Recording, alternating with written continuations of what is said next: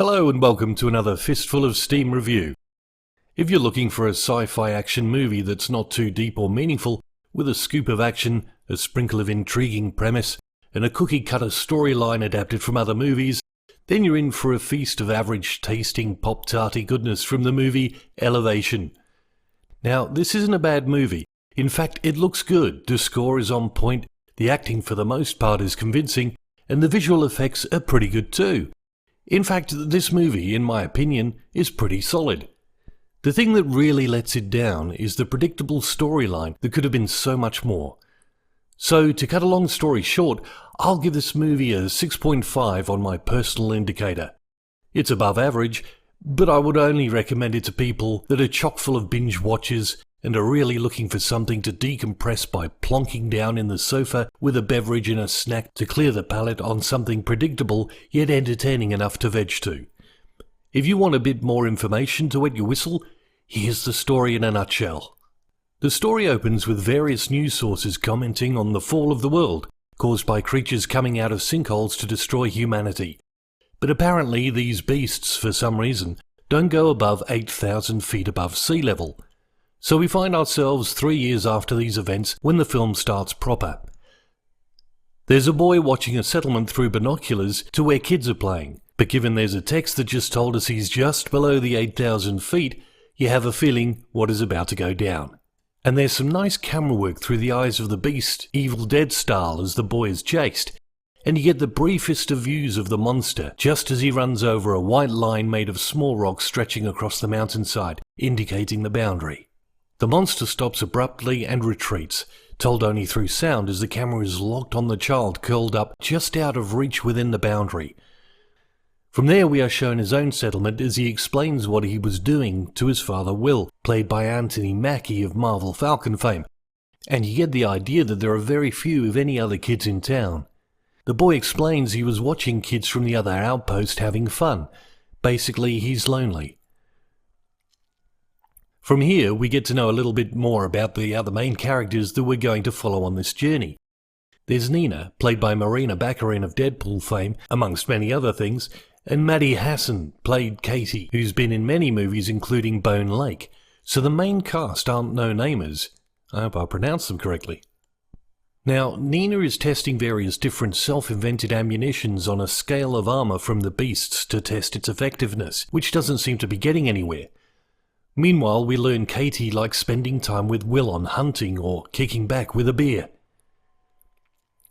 We also learn that the town has limited power, presumably from solar, and Will's wife went with Nina at some point to try to get supplies for the ammunition experiments.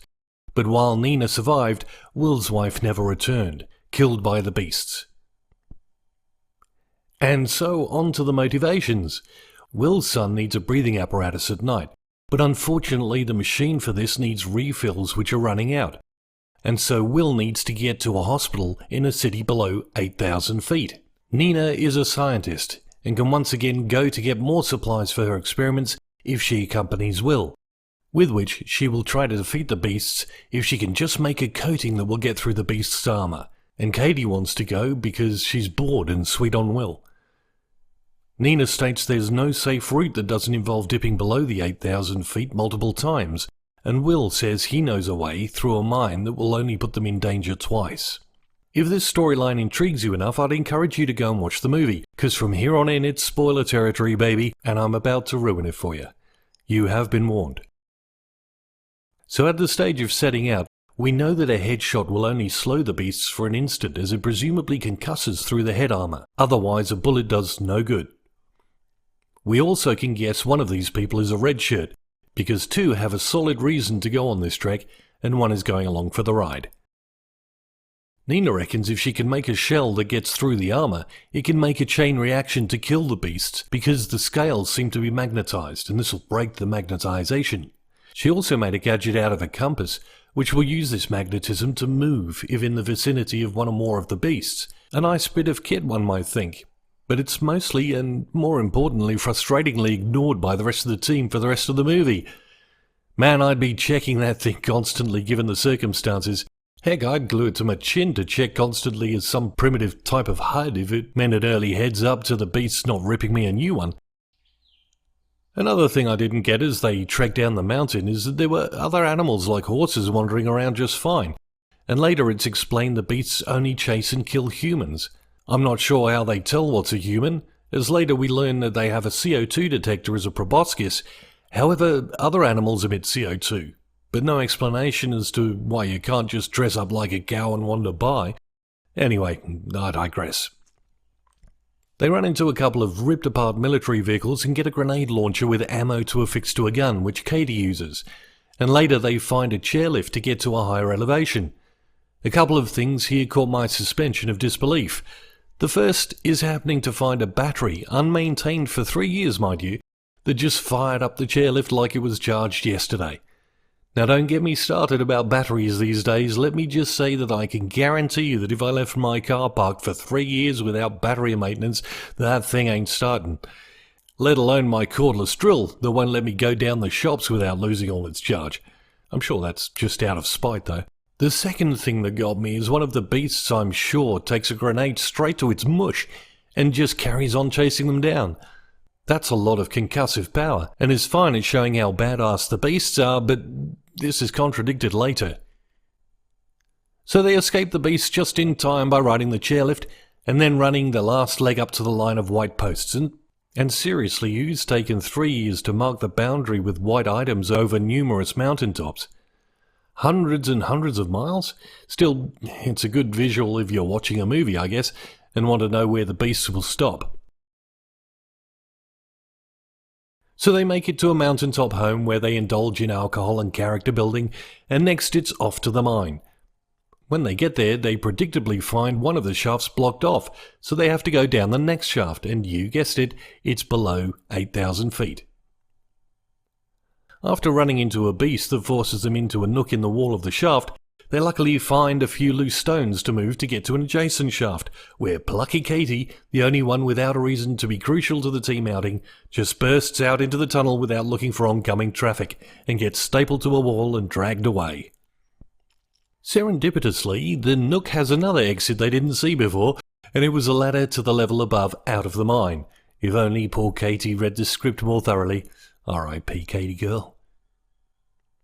Anyway, they find a park ranger shack, and wouldn't you know it, there's a vehicle outside with a working battery and fuel after 3 years of sitting around. They then drive down to the town and to the hospital to get their meds. Needless to say, on looking for the meds, they get stalked by a beast, and when escaping, Will shoots an O2 canister near the charging beast, which blows it out a window where it lies unconscious. See what I mean about a concussive explosion to the face from earlier? Anyway, no time to dwell on that. They drive to Nina's lab where she makes various coatings which again don't seem to be piercing the scale they brought with them, and Nina convinces Will to head back as this may take some time to perfect.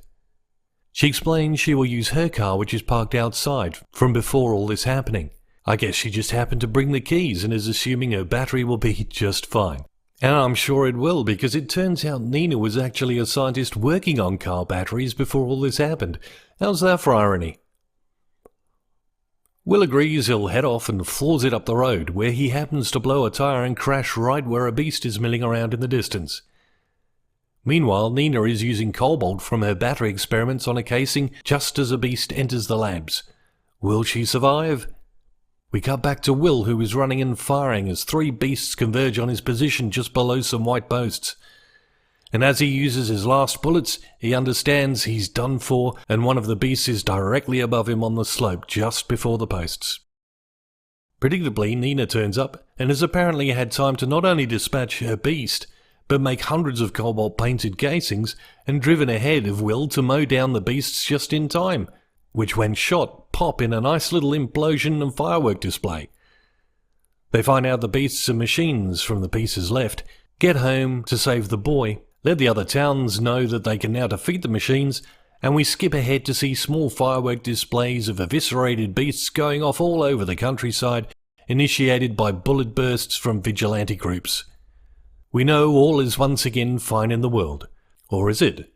A post-credit scene shows Nina and Will around a telescope looking towards 3 incoming things that look like meteors in space.